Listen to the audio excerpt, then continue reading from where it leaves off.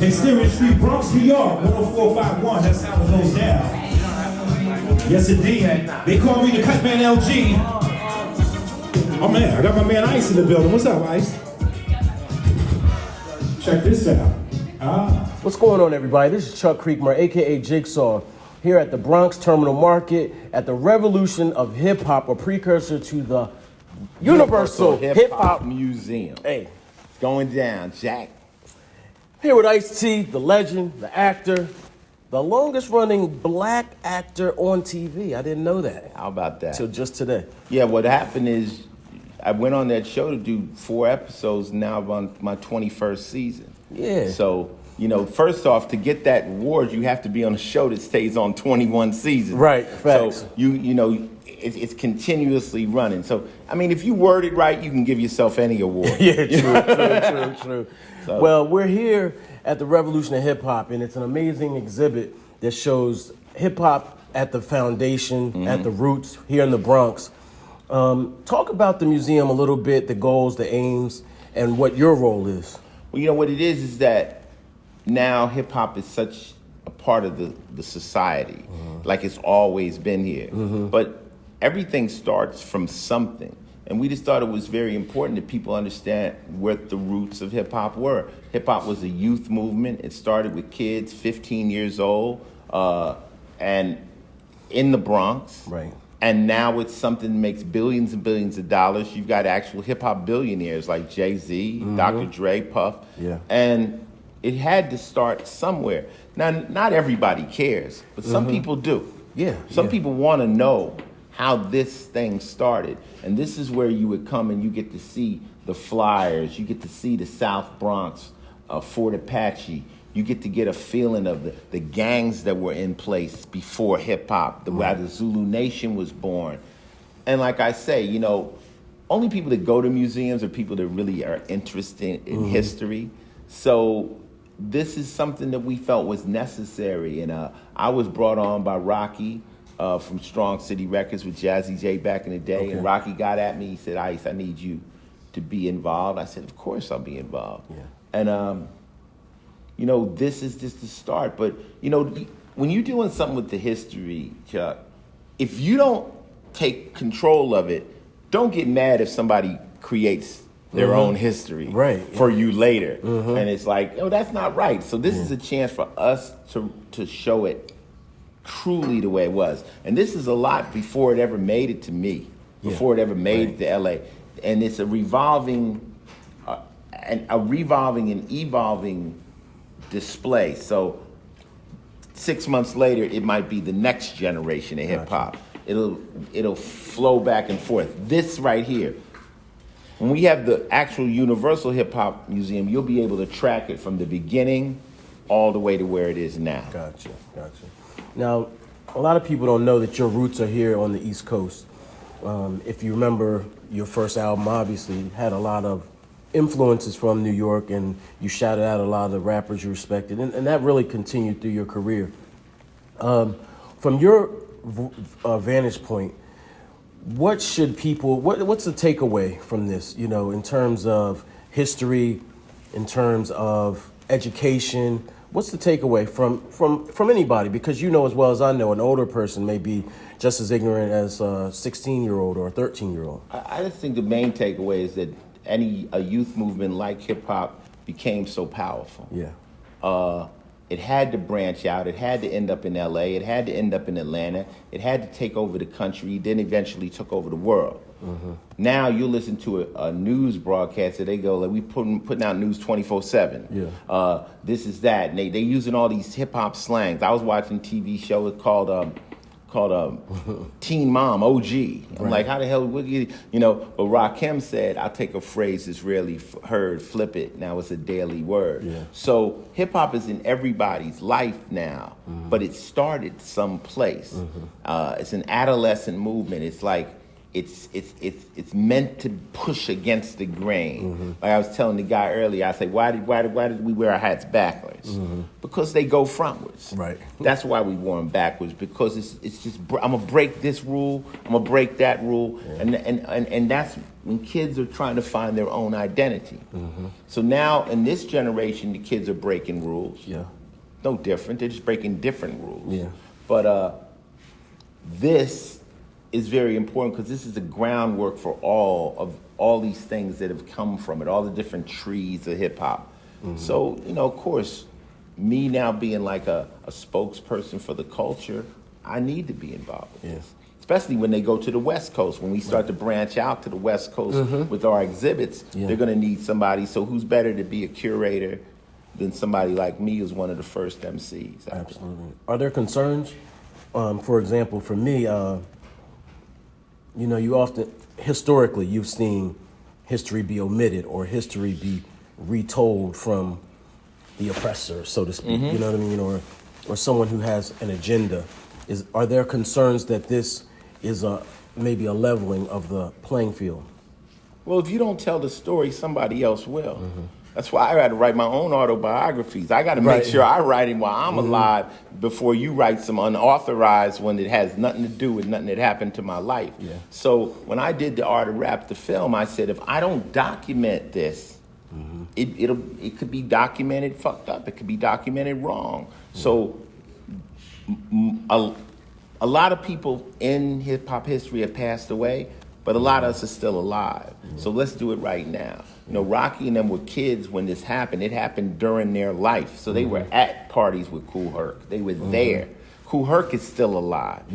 People are still alive. So we can go to the true origin of it and get the true story from these people. It's important. Who's being, who are the ambassadors? Who's involved? Oh, wow, there's a whole list. I mean, Nas is involved. He's doing a thing called the Founding 50, which would be different people from hip-hop that placed in the stones. I'm an ambassador, of course. I'm an ambassador for the West Coast. So, and the West Coast is a small tree. I mean, all the way up to the Bay with Too Short and all the way down San Diego with J.O. Felony, and I know everybody. And then, anybody I don't know, I can make a call to somebody who knows them. So being connected to me, I'm going to tell the truth. I ain't got no reason to lie. So I can curate that part of hip hop. People from the Bronx, people from the South.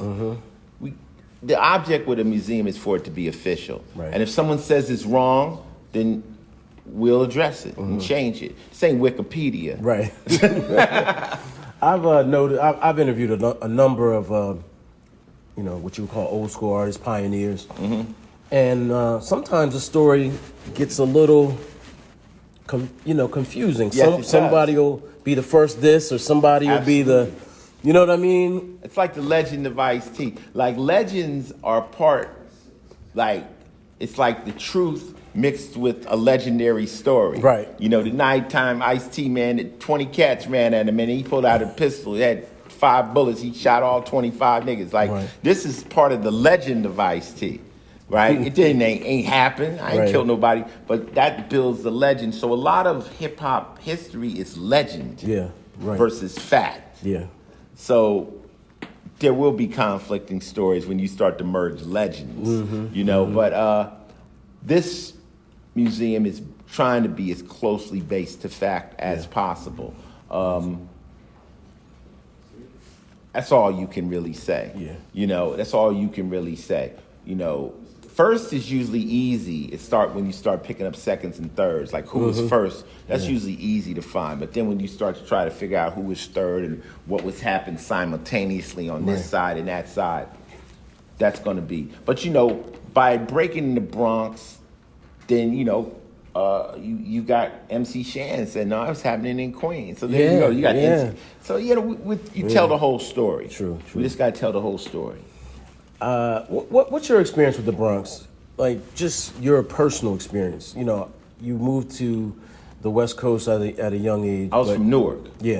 I moved from Newark to Summit, New Jersey, which is a real upscale area with my father. After my mother passed, then I moved to L.A. when my father passed. And I was an L.A. kid, you know, all through junior high, all through high school.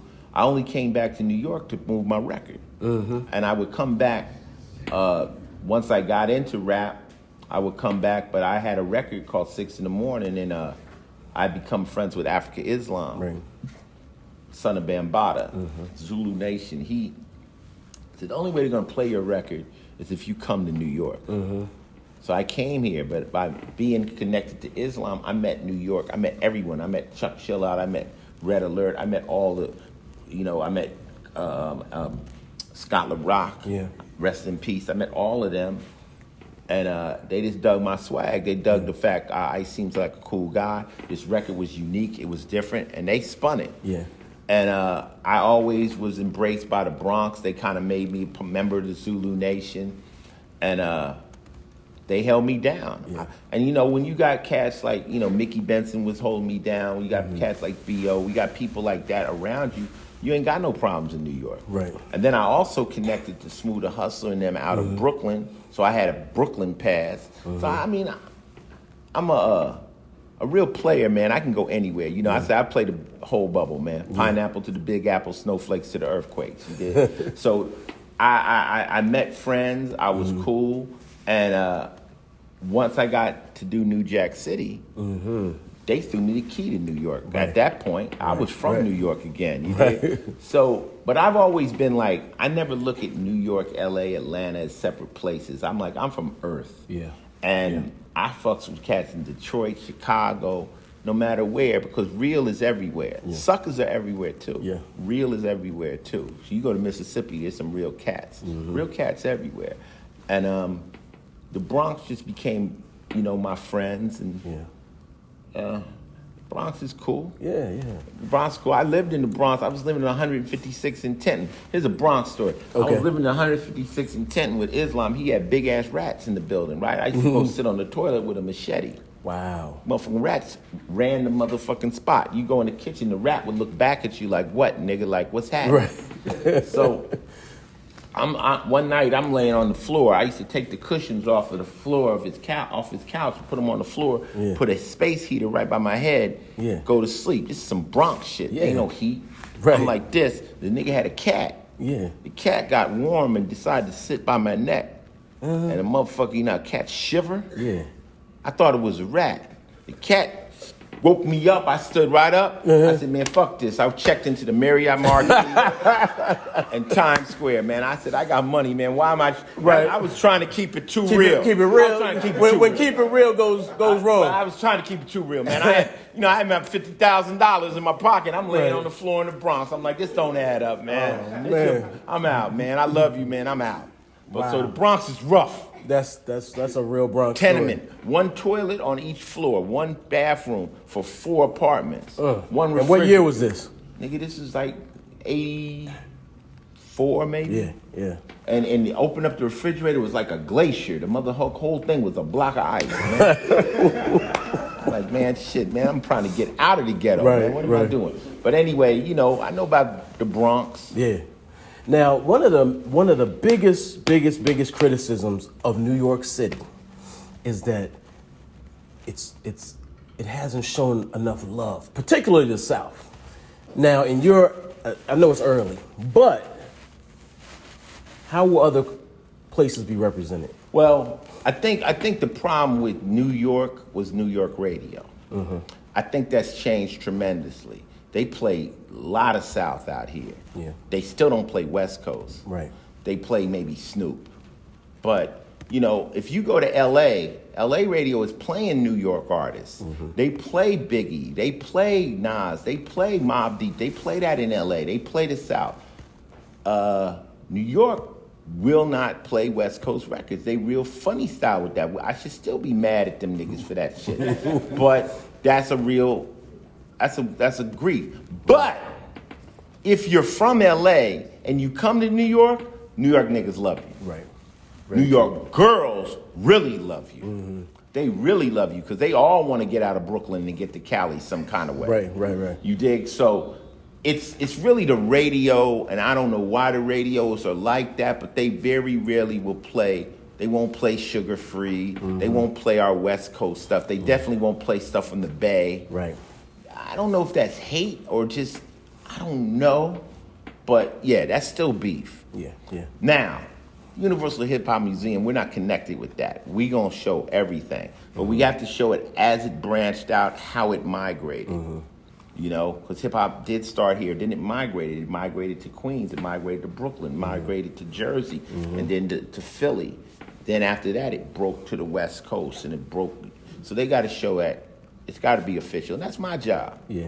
Now what, obviously hip-hop has many elements, several. Outside of rapping, what other element did you get into? Well, the hip-hop has 5 elements. You have graffiti or aerosol writing. You have DJing. You have dancing and emceeing. And the 5th element, which is knowledge of hip-hop. It's just like saying, hey, I don't play in the NFL, but I know everyone's stat. Well, you just as much of the game as anybody else. That's why they created fantasy football. Right. It's almost like we could create fantasy hip-hop. Like, create your own team, your own crew. But I tried to break dance. Okay. I tried to DJ. I never was a graffiti artist, a writer. So I tried all 3. I started off trying to DJ. I tried to break dance, but I found out I got more love and more interest in my MCing. Right.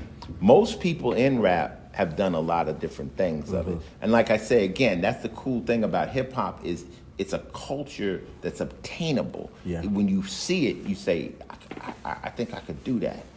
That's what makes it so cool. Did you expect it to go this far? Did you when you were in your earliest stages, did you have any expectations? What were they, if any? No, my dudes told me I was wasting my time. Yeah. You know, because we was getting money, and they was like, man, you better stop that rap shit, man. You better come get some money. Yeah. And I got into rap before anyone had actually bought a car rapping. When I saw Run DMC perform at the LA Sports Arena, I knew it was going to be big. Right.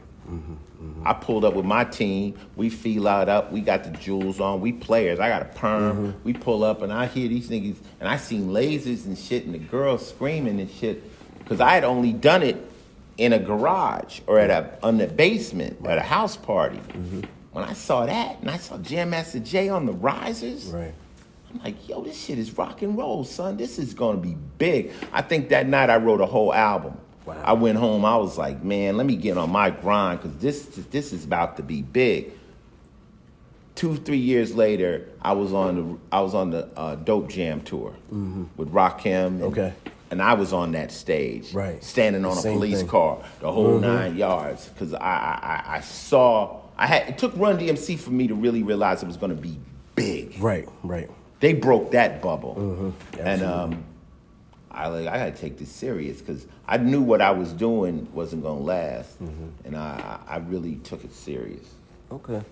In closing, I have a sort of a non-related question. The hip hop, we're talking about, LL and Biggie's inclusion into the Hall of Fame, the Rock and Roll Hall of Fame. You mentioned this earlier. Isn't it about time for you to get inducted? And if so, which I know it is, would that include all of your body of work, or just hip hop or the rock? I don't think that's for me to say. Yeah. You know what I'm saying? It's like I've already accomplished all my accolades that I ever wanted to do. All I wanted to do was get out of trouble. So I got out of trouble. You know what I'm saying? I've become successful. I don't got no beef. I got a beautiful family. I don't need no awards like that. If they decide, hey, I got a star on the Wall of Fame, right? But I don't want to pay to put it in. It costs $35,000. I'm like, fuck that. I'll chill. We gotta do a GoFundMe or something. Come on. I mean, I'm just tight. I'm tight as a duck's ass when it comes to bullshit. That's like me throwing my own birthday party. Right. I'm not gonna do that. Right. You know what I'm saying? So but then everybody's like, you should go ahead and get the damn thing. Yeah. But I do it for my daughter. But the fact you give me the goddamn star, and I got to pay you $35,000 to get it, nigga. That's not a gift. Right. So I'm like, I'm cool. So the Rock and Roll Hall of Fame, whatever. It doesn't really matter. I mean, I'm being dead serious. If I was sitting home like worrying about shit like that, I couldn't get no money. Yeah. I'd be on some old bitch shit. That's bitch shit. Yeah. My success is how the normal people meet me and treat me. The love I get from just average cats, people that know me, that's more important than any kind of award. You know what I'm saying? I was watching the Grammys last night. I'm like, really? Like, this shit is so, like, construed and strange and stuff. And then you get that award and you really feel like you won something when this thing is, people are winning awards. I'm like, how? So that doesn't really, that doesn't register with me, I've already gotten all the awards I need, you dig? Saying now all I want to do is just, just kind of keep it where it is. My main thing is, like I told you before, I think in life, the most valuable thing to you is your legacy. What you leave for my kids. I got kids. I want to, when I'm gone, I want them to say Ice-T was a solid nigga. Ice-T was solid, because that's what's going to help them.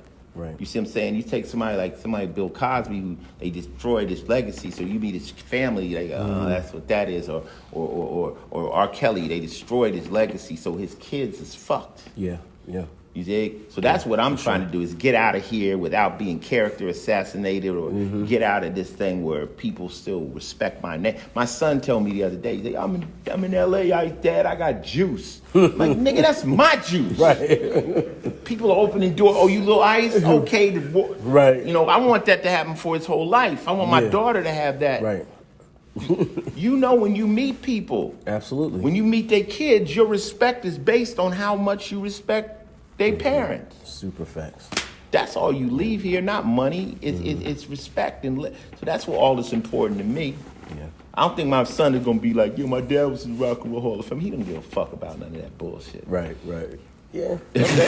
Care about the money and the legacy. The legacy is more important than that type of an award. Yeah. He'd rather have the hood pass, that platinum hood pass. All right, final words on the revolution of hip-hop. The revolution is something you should see if you care about it. The museums are for places that people want to know the truth. And it's a lot of great stuff in here. You come in here, you get to read things, you get to see where things originated. Yeah. For those who care. Yeah. And those who don't, just turn on your pop song and bop your head to it. That's still hip-hop. We got you one way or the other. Yeah. We're going to get them in here regardless. Because they need to know this history. Hey, for real. They need to Period. know. They may, I see, my thing is, if you care, come see it. You don't need to know. I mean, you don't.